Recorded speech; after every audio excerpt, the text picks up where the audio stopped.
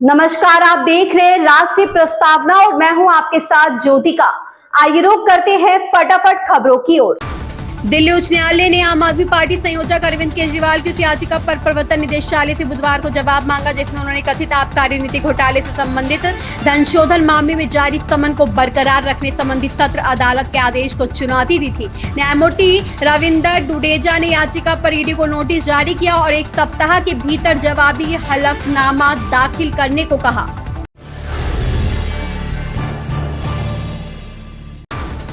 गुजरात में हुए दुखद पुल हादसे पर प्रधानमंत्री नरेंद्र मोदी ने गहरा दुख व्यक्त किया है। इस भीषण दुर्घटना में कई लोगों की जान चली गई जिससे पूरे देश में शोक की लहर है। पीएम ने इस मुश्किल घड़ी में पीड़ित परिवारों के प्रति अपनी संवेदनाएं व्यक्त की है। प्रधानमंत्री मोदी ने हादसे में जान गंवाने वाले लोगों के परिजनों के लिए प्रधानमंत्री राष्ट्रीय राहत कोष से 2 लाख रुपए की अनुग्रह राशि देने का ऐलान किया है। हिमाचल प्रदेश में इन दिनों भारी बारिश का कहर जारी है। मौसम विभाग ने अगले 24 घंटों के लिए 6 जिलों में भारी बारिश का येलो अलर्ट जारी किया है। वहीं 7 जिलों में अचानक बाढ़ आने की चेतावनी दी गई है। कल भी ऐसा ही मौसम रहने का अनुमान है। मौसम विभाग के अनुसार अगले 24 घंटों में ऊना, बिलासपुर, कुल्लू, मंडी, शिमला और सिरमौर जिलों के कुछ हिस्सों में गरज चमक के साथ तेज बारिश हो सकती है। इस दौरान बिजली गिरने की भी आशंका है। भारत के मोबाइल यूजर्स के लिए एक बुरी खबर है। देश की बड़ी टेलीकॉम कंपनियां इस साल के अंत तक मोबाइल टैरिफ में 10 से 12% तक की बढ़ोतरी करने की तैयारी कर रही है। कंपनी को लगता है कि मई महीने में मोबाइल यूजर्स की संख्या में हुई जबरदस्त बढ़ोतरी के बाद ग्राहक अब महंगे प्लान भी लेने को तैयार हैं। हालांकि इस बार यह बढ़ोतरी उन यूजर्स को ज्यादा चुभेगी जो पहले से ही ज्यादा डेटा या सेवाएं इस्तेमाल करते हैं। टेलीकॉम कंपनियों की यह टैरिफ बढ़ाने की योजना यूं ही नहीं बन रही है। मई 2025 में भारत में करीब 74 लाख नए एक्टिव मोबाइल यूजर्स जुड़े हैं।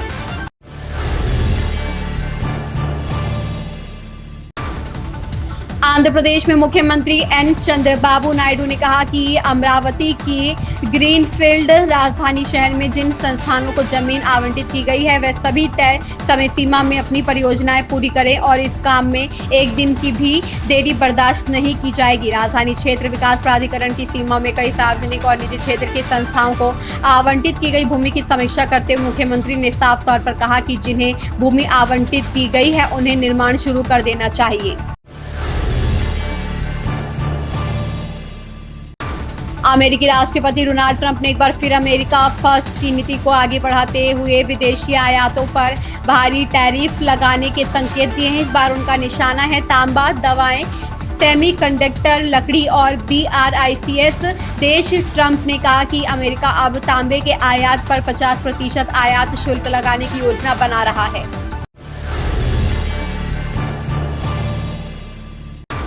सार्वजनिक वितरण प्रणाली को पारदर्शी, सशक्त और जनोन्मुखी बनाने के लिए उत्तर प्रदेश के हर जिले में अन्नपूर्णा भवनों का निर्माण किया जाएगा। सूत्रों ने बताया कि प्रदेश सरकार द्वारा वित्तीय वर्ष 2023 से 24 और 2024 से 25 के दौरान प्रत्येक जिले में मॉडल के रूप में 75 अन्नपूर्णा भवन बनाए जाने का लक्ष्य निर्धारित किया गया था।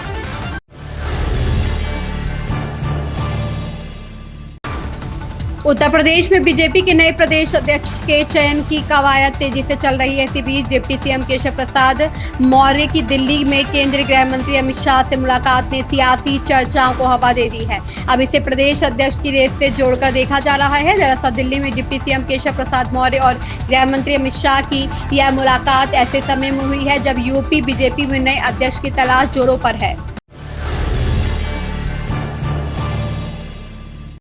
प्रदेश मंत्रिमंडल की बैठक आज मुख्यमंत्री पुष्कर सिंह धामी की अध्यक्षता में संपन्न हुई। बैठक में कई महत्वपूर्ण प्रस्ताव पास किए गए। इस दौरान जियोथर्मल नीति पर भी कैबिनेट की मुहर लगी। पुलों की क्षमता बढ़ाने के लिए प्रोजेक्ट मैनेजमेंट यूनिट को मंजूरी। सतर्कता विभाग के ढांचे में 20 पद बढ़ाए। 132 से 156 हुई संख्या। जीएसटी विभाग के ढांचे में भी पदों की संख्या बढ़ी। नए खनिजों के लिए जिला व प्रदेश में खनन न्यास बनेंगे।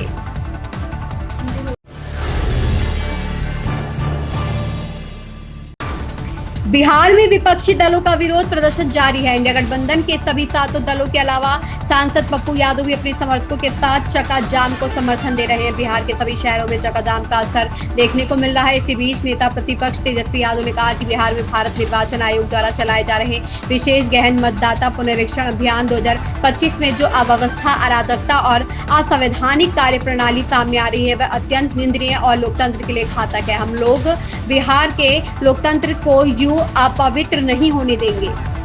इन खबरों में बस इतना ही। बने रहिए राष्ट्रीय प्रस्तावना के साथ।